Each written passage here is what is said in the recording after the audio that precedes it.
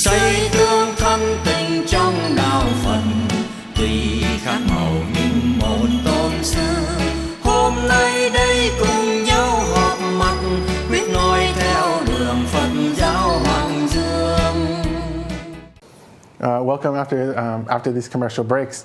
Can you repeat your question again, Andre? Oh yeah. So earlier we were talking about how the Buddha came to be, but now I'm transitioning into how does he matter to us today? If I were to practice Buddhism, is there such thing as getting any benefit from it right away at all from practicing? Well, here's the thing. In the Dharma that the Buddha taught is timeless. He taught this teaching over 2,500 years ago. The same teaching that he taught can be applied in today's world. The teachings that he taught will be applied and can be applied 1,000 years from now. Even 10,000 years into the future. If we as humans were to be in this earth 10,000 years from now, the teachings of the Dharma will still stay the same. Because why? Because the Dharma he teaches is basically natural law. Can you agree that 1,000 years from now, if I were to drop this pen, it will go down? Yes, Right. it will definitely go down. That no matter where you are in the earth, that if you were to jump up, you will be pulled back down to the earth. Yeah, based on different planets, but the same situation applies if you're on the smaller planet. Well, I'm just saying about Earth. Yeah. Earth, yeah. That if I were to jump up 1,000 years from now, I will still fall down. Right. 10,000 years from now, if I were to jump up, it will fall down. If the dinosaurs back then, 65 million years ago, jumped up, it'd still fall down. Right? Because the laws of gravity is a natural law. The laws that the Buddha taught, the Dharma, is also natural law. Basically, the laws of cause and effect, that for every action that you do always has a specific reaction. Right? And so your question was, if I were to practice the Dharma at this very moment, will my life change? Right? And the answer is yes. If you were to practice right now, your life will change. Think of it this way. Everything that you're experiencing at this very moment were based on the decisions you all made in the past. Now, if you want your future to change, then you have to focus on the present moment. If you focus on the present moment, then your future will change, right? Only when you focus at this very moment will you influence your future. So there's no point for you to worry about the past. There's no purpose for you to worry about the future. Because those two places in time, you can't do anything about it, right? The only time that you have all the power in the world is at the present moment, at the now moment, at this very moment. At this very moment, if you were to change the way you think, change the way you speak, change the way you act, then through thought, speech, and action leads to habit.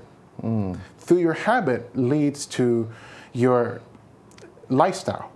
Through your lifestyle, it develops into how you are, into your own character.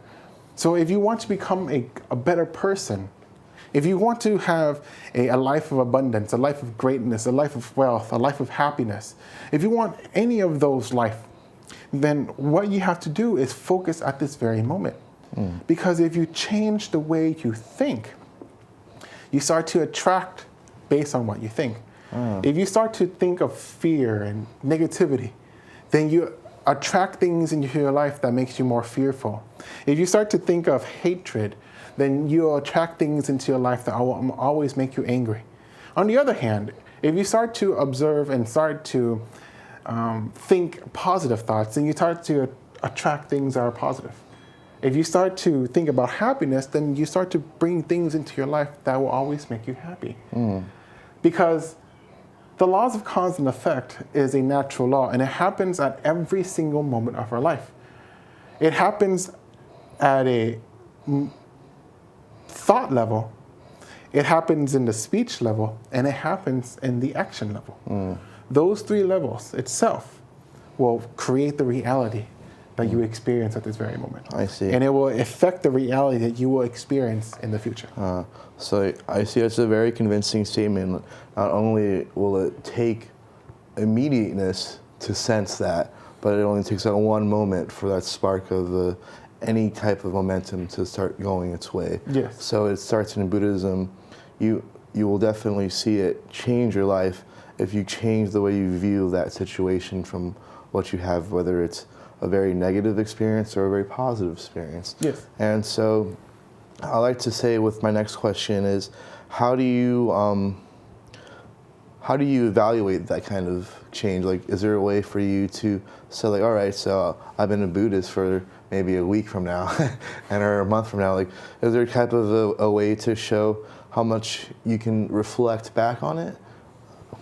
Or, like, for a situation for you to be calmer for something, is it all based on the individual, or is there kind of like a kind of gauge where you practice for this so many years?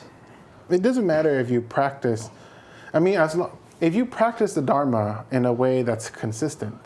Then you start to develop the habit that for you to, someone that does not understand the Dharma, if someone were to insult this person, then immediately that person will become angry. Exactly. It's almost a blind reaction. Yeah. And that reaction has been a reaction for decades. Yes. Since they were like a little kid up until now. They might not change it. So when someone says something bad, almost immediately they react, right? Right.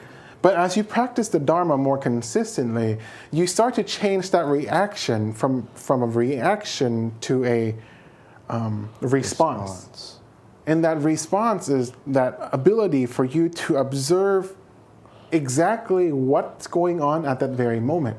Because people say things to you based on how they feel about themselves. So if someone's negative, or they woke up on the wrong side of the bed and become angry the majority of the day, that's on them. Whatever they say to us is not about us, but it's about them. It's a reflection of what's going on within their mind. Yeah. Right? And so what you said earlier, the word momentum, is very important.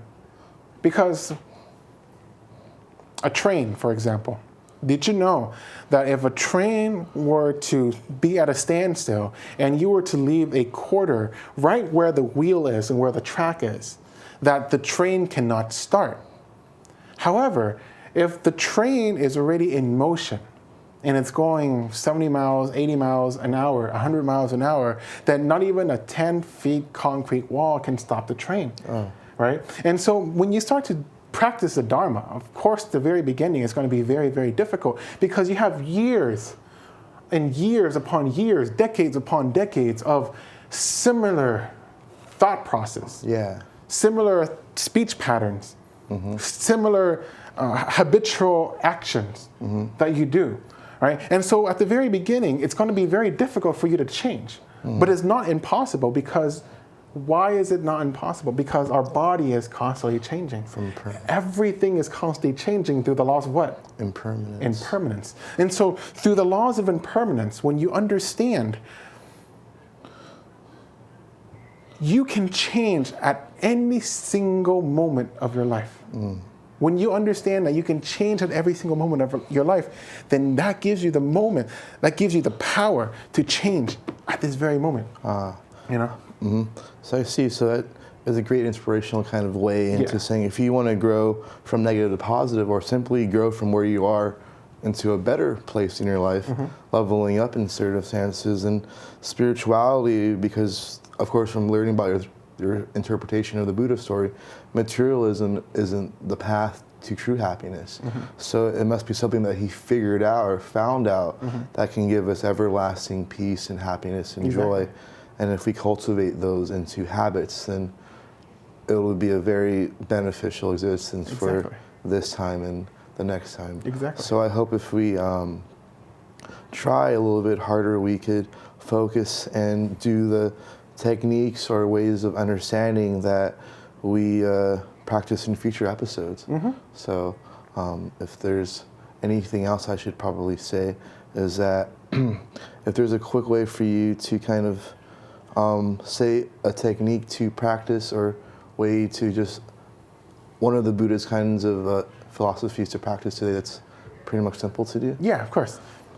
I want everyone that's watching to always practice the breath.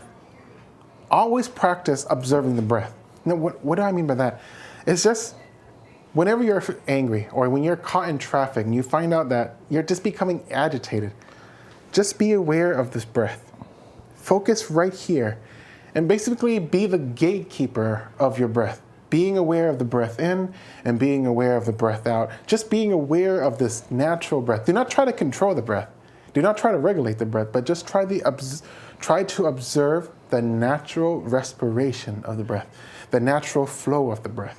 And by doing so, what happened is that when you start to do so, your mind enters a stage called concentration of mind, where you observe all the phenomenon that's going on within the framework of your own body, but most importantly, you observe the phenomena that's going on within the framework of your own mind. You start to see greed, anger, ignorance that arise, and through that moment in time, you have the choice to either react to the anger, the greed, or the ignorance, or to respond positively in regards of the greed, anger, and ignorance. But unfortunately, we don't have much time to continue further.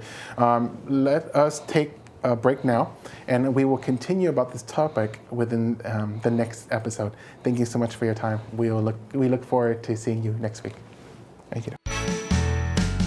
西疆吞併中咬份，對黑謀。